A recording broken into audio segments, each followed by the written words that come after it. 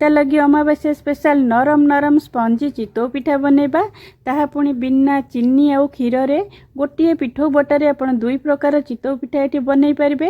आ मु आपनको 100% ग्यारंटी दोची पिठा पूरा नरम स्पंजी आउ जालीदार बनिबो। एटी पिठा को आपण देखिकी जानि परथिबे केते नरम आउ स्पंजी हेची। जी भी रोसई शिखि नांती बा पिठा बनैबा जानि नांती से भी आको आराम से बनई पारिबे। बहुत ही इजी बनैबा सेति पई वीडियो टिकु फुल वॉच करंतु।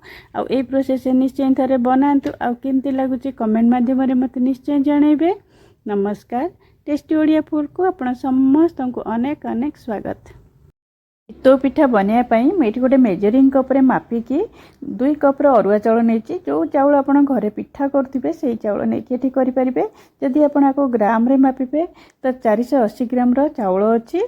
तो जेकोसी कप हो गिना हो या ग्लास हो सेट करेंगे से सब जिनस मापिकी नेबे। पिठा आपणकर पूरा परफेक्ट हम। तो चाउल को प्रथमे 3 ରୁ 4 थर मु धोई आनली। तो धोई आनला परे एठी सफा पानी देकी आकु आमे बतुरिया पई छाड़ी दबा। तो 5 घंटा रो 6 घंटा आपण एटाको बतुरी देबे। चाउलटा जिते भल से बतुरिबो पिठा हमर सेते बढ़िया हबो। तो मु कभर करके 5-6 घंटा बतुरिया पई छाड़ी दोची। जिते बड़े चाउल आप बाटे तार ठीक 20 बा अध घंटा पूर्व तो मुझे गोटे कप चूड़ा नौची। माने जो कप रे मापिकी मु चाउल देथि 2 कप से गोटे कप चूड़ा एठी नेली। चूड़ा द्वारा ना पिठा पूरा सॉफ्ट हम। थरे आपण एमती बनैकी देखंतु। आपण एटा को सप्ताह को थरे कि 2 थर जळिखिया भी बनई पारिबे। पिलामानकु भी देई पारिबे जळिखिया बनैकी। बहुत ही इजी बनाया। तो एमती गोटे जाली साइज चूड़ा को आम 3-4 थर धोई देबा। नले आपण को नेकी टैप पाखे देखैकी भी भल कि धोईकी आनी पारिबे। तो चूड़ा को धोईकी आम बतुरिया पई छाड़ दबा 15-20 मिनिट पाखापाखि। एठी एबे देखोतु आ भितर हमर चाउल पूरा भल कि भेदी गलानी। माने 5-6 घंटा पाखापाखि मुझे रखी देइथिली। तो एटा माने हाथ रे कले जेंदी गुंडो होई जिवो जानबे चाउल हमर भल कि भेदी गलानी।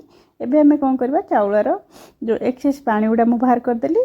तो एबे हमें कौन करबा सब ग्राइंडर जार रे दे दबा। तो चाउल आपण कोटू मोर वीडियो देखुछन ना निश्चय मते कमेंट माध्यम रे जणेबे जदरा कि म आपण गोटे थैंक यू जणै परिबी। आ आपण माना कमेंट देखले भी मते बहुत ही भल लागे। तो एठी मु गोटे कप रो नडिया कोरा देइची। तो चूड़ा जो भेदे की रखली सेटा दे देली। तो एठी ग्राइंडर जार रे मते लागला बहुत अधिका हे जिवो। तो मु एटा को आधा बाहर कर दोची 2 थर हबो। तो पानी अल्प अल्प देकी आपण बाटिबे। मु एठी पानी अल्प अल्प देकी एटा को बाटी आनुची।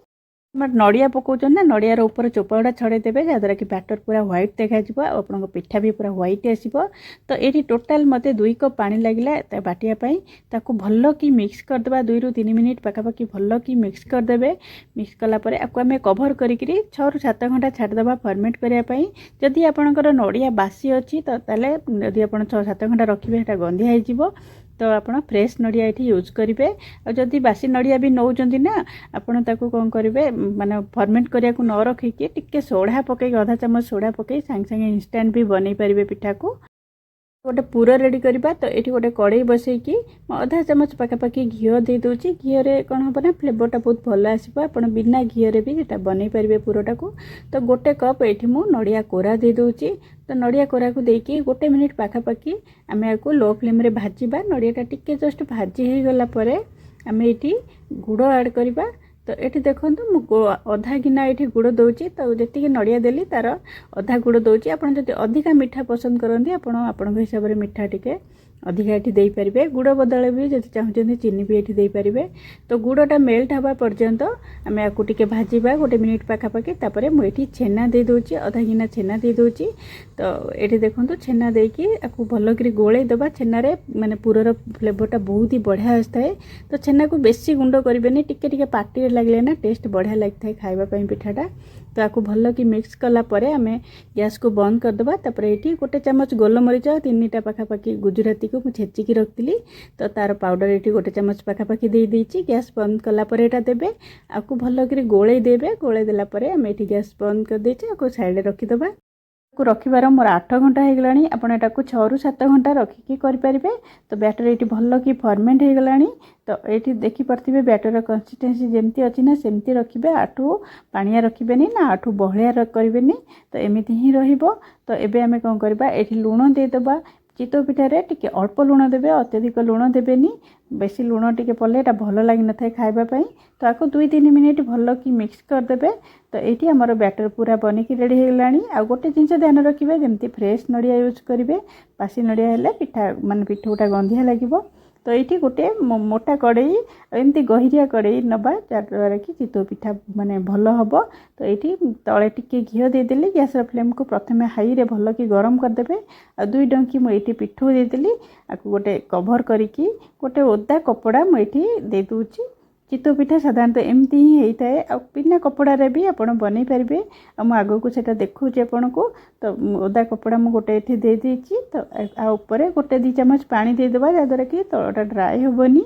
तो ये को गोटे पिठा हवा को 3 मिनिट पाखापाखि लगिज। आपड़ प्रथमे मीडियम फ्लेम रखिए 1 मिनिट 1.5 मिनिट पाखापाखि। तापर गैस फ्लेम को लो करदे। आते होना उपरटा आप हाथ मारे पूरा चिकन लगे। ये देखिपे पिठा बढ़िया से आमर फुलिकी केते बढ़िया होती। तो मुझे आपको देखा पिठाटा आ तो तलपट भी मुझे आग को देखेबी बहुत बढ़िया होती। मुझे 2टा पिठा बने देती।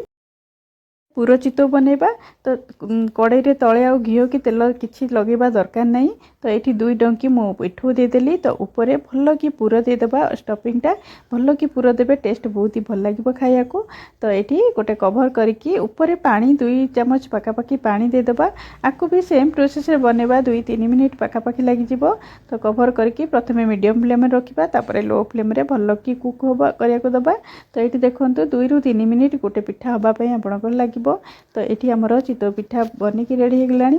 जी बैटर करी 15टा पाखापाखि मोर पिठा है।